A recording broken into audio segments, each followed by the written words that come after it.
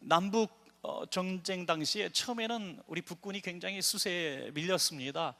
그래서 무려 1년 5개월 동안 한 번도 승리를 북군이 거두지 못했다고 해요. 계속해서 남군에게 밀렸습니다. 그러다가 1년 5개월 만에 처음으로 첫 승을 거두게 됐어요. 그때 이 첫 승이 얼마나 큰 의미가 있겠습니까?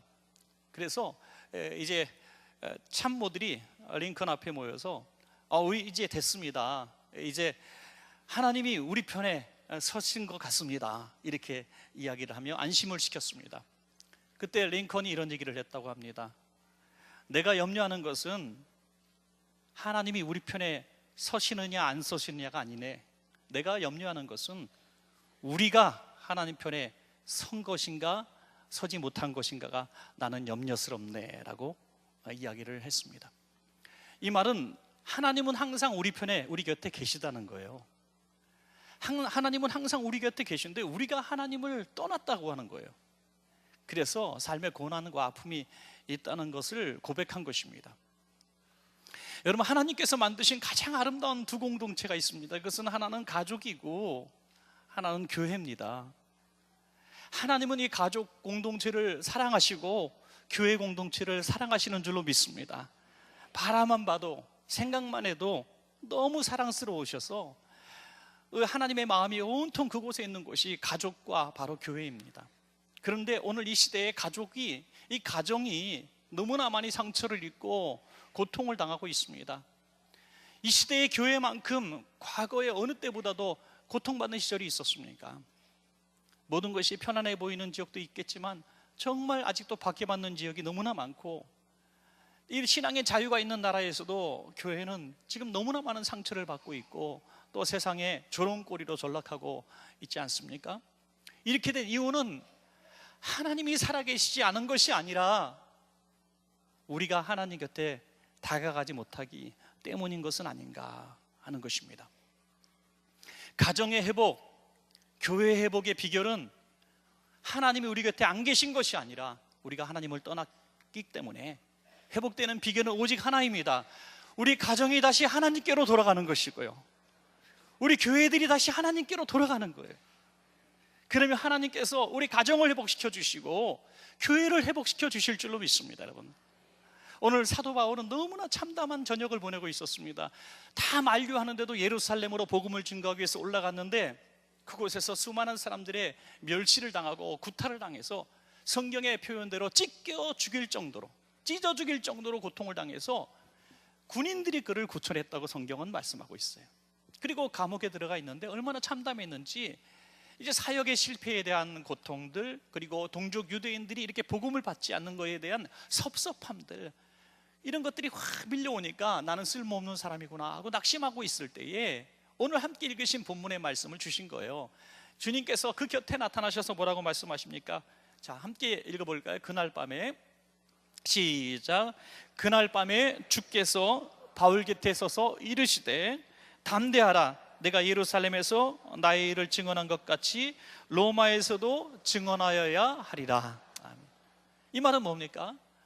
담대하라, 걱정하지 마, 내가 너를 보호해 줄게. 그리고 너는 로마까지 가게 될 거야. 그곳에서 복음을 전하게 될 거야. 너의 사명은 아직도 남아있고 할 일이 있다는 비전을 주신 것입니다.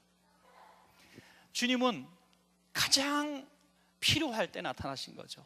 절망적일 때, 가장 힘들 때 주님은 그곳에 임재하신 것입니다. 여러분, 우리 가정에 문제가 있습니까? 우리 자녀들에게 아픔이 있습니까? 가장이 남편에게 삶의 고통이 있습니까? 우리 아내 되시고 어머니 되신 분들에게 힘든 일들이 있습니까? 지금 아마도 가장 힘든 시기를 보내고 있다고 한다면 주님을 찾아 몸부림치고 울부짖을 일이 아닌 것입니다. 저 산으로 들러가서 예수님 어디 계세요? 이렇게 울부짖을 것이 아닙니다. 주님은 지금 이 순간에 여러분 곁에 계신 줄로 믿으시기 바랍니다. 그 주님은 우리가 눈을 열어서 볼 수 있습니다. 그 주님을 체험하게 되는 우리 모두가 되기를 원합니다. 경험적인, 체험적인 신앙이죠. 이 신앙을 우리가 먼저 갖고 우리 아직 주님을 만나지 못한 우리 가족에게, 또 연약한 우리 성도에게, 지금 바울과 같은 절망적인 상황에 있는 우리 가족들에게, 우리 성도님들에게 우리가 예수님처럼 그들 곁에 서서 그들을 위로하고 그들에게 용기를 주고 힘을 주는 주님의 역할을 우리가 해야 될 줄로 믿습니다. 여러분, 여러분, 가정, 교회 두 공동체를 생각하면 얼마나 고마워요. 여러분, 사실 가족 같은 공동체가 어디 있어요? 가족은 이해 타산에 움직이지 않습니다. 희생합니다. 용서해 줍니다. 무조건 받아줘요. 세상에선 정말 큰 죄를 지은 죄인이라 할지라도, 세상에다 손가락질하는 부끄러운 사람이라 할지라도 가족에게는 소중한 사람이에요. 가족은 그를 포기하지 않습니다. 교회도 마찬가지입니다. 세상의 신분과 상황과 성공 실패에 따라서 교회는 받고 안 받고가 아니라 오히려 더 연약할 때, 더 가난할 때, 더 병들었을 때, 세상에서 버림받았을 때 교회는 더 따뜻한 품이 되어야 될 줄로 믿습니다. 이 독일의 나치에 대항한 독일의 지성이 있어요. 디트리히트 보네퍼 목사님. 이 보네퍼 목사님은 지성이면서도 이 체제에 대항했기 때문에 39살 젊은 나이에 교수형을 당해서 돌아가셨어요. 그분의 신학에 보면 굉장히 중요한 부분을 말하고 있어요. 우리 그리스도인들이 믿는다고 하면서, 아주 자기 신앙이 높다고 하면서 삶이 얼마나 괴리가 있는가, 그것을 두 가지를 책에서 지적했어요. 공동체에 대한 이야기를 하면서, 그것은 하나는 심리적인 회심이라 그래요. 심리적인 회심. 마음으로는 회개한다는 거예요. 그리스도인들이 자기가 무슨 죄를 졌을 때 심리적으로 죄를 느낀다는 거예요. 그리고 회개를 한다는 거예요. 그러나 그 마음의 양심의 가책, 회개로 끝난다는 거예요. 실제로 그 대상에게 가서 나 잘못했습니다 하고 삭개오 같이 이렇게 용서를 구하지 않는다는 거예요. 또 하나는 영적인 영혼 사랑이라고 그랬어요. 영적으로는 영혼을 사랑한다는 거예요. 저 아프리카 땅의 기아를 생각하면서 그들을 위해서 눈물을 흘리기도 하고요, 저 이슬람권에서 박해받는 사람들, 또 공산치하에서 고통당하는 그리스도인들을 바라보면서 그들을 향해서 기도하고 눈물을 흘린다는 거예요. 그들을 위해서 부르짖고 기도한다는 거예요. 북한 동포를 위해서 기도한다는 거예요. 그러나 우리 삶에, 우리 동네에, 우리 옆집에 사는 사람에게 전도하지 않는 것이라는 거죠. 이것이 영혼의 이웃사랑, 영혼으로만, 형이상학적으로만 사람을 사랑한다는 거예요. 따뜻하게 하라, 배부르게 하라, 무슨 소용이 있느냐? 병원에 가봐라, 무슨 소용이 있느냐? 우리가 그들을 이끌어 줘야 된다는 것을 말씀하고 있습니다. 여러분, 이것이 주님을 중심으로 한 가정과 교회의 회복의 비결입니다. 사랑하는 여러분, 이제 말씀을 정리할까 합니다. 빨리. 우리 가정의 회복의 비결, 교회의 회복의 비결은 주님을 우리 삶의 중심으로, 우리 가정과 교회의 중심으로 모셔드리는 것입니다. 그리고 주님의 손과 발과 마음이 되는 겁니다. 그것이 뭡니까? 자기 의나 책망이나 정죄가 아니라는 거예요. 이 보네포가 한 말, 마지막 한 구절을 제가 읽어드릴게요. 제가 성도의 공동생활에 굉장히 유익한 말씀을 하고 계신데 한번 제가 읽어드리겠습니다. 하나님은 몽상을 미워하십니다. 몽상은 사람을 교만하고 거만하게 만들기 때문입니다. 어떤 공동체상을 꿈꾸고 있는 사람은 하나님과 다른 사람들, 그리고 자기 자신에게 그 꿈을 이루어달라고 요구합니다. 그는 요구하는 자로서 그리스도인의 공동체 속으로 들어가서 자기 자신의 법을 만들어서는 그 법에 따라서 형제들과 하나님을 심판합니다. 그 결과 그는 처음에는 형제들을 정죄하고 그 후에는 하나님을 정죄하며 마지막에는 절망에 빠져 자기 자신을 정죄합니다.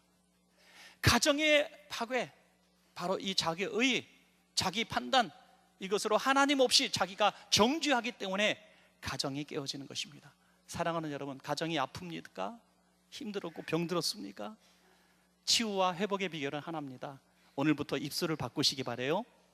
부모님은 자식들을 향해서 너그럽게 대하시기 바랍니다. 상처 입은 우리 자녀들을 끌어안아 주시기 바랍니다. 괜찮아, 사랑해, 잘 될 거야. 아내와 남편을 위로하시고 부모님을 위로하시고 서로를 너그럽게 대하십시오. 당자를 기다리는 그 자리에 서 계신 아버지처럼 관용하십시오. 이것이 영적인 신앙생활이 아니라 삶의 주님을 모셔드린 옳은 신앙생활이 될 것입니다. 교회에서도 마찬가지입니다. 우리가 서로 주님의 마음을 가지고 주님의 손과 발이 되어서 서로를 너그럽게 대하십시오. 서로 품어주십시오. 정죄하지 말고 받아주세요. 용서해 주세요. 그럴 때 교회에 주님이 임재하시는 것을 우리는 깨닫게 될 것이고, 오늘 이 자리에 이 상처 많은 이 땅, 이 교회, 이 가정 위에 주님이 우리 곁에 계신 것을 우리는 경험하게 될 것입니다. 사랑하는 여러분, 우리 입술로 한번 오늘부터 바꿔볼까요? 우리 가정을 회복시키는 주님의 손길, 교회를 회복시키는 주님의 손이 되기 위해서 우리 이렇게 한번 이런 언어의 표현을 씁시다. 옆에 있는 분들에게, 가족이 있다면 더 좋은 거예요. 끌어안아 주시면서 사랑합니다, 고맙습니다, 축복합니다. 시작.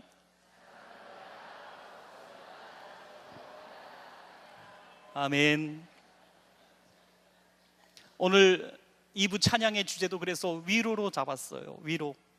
제 마음속에 얼마나 강렬하게 이 위로에 대한 하나님의 음성을 주시는지 몰라요.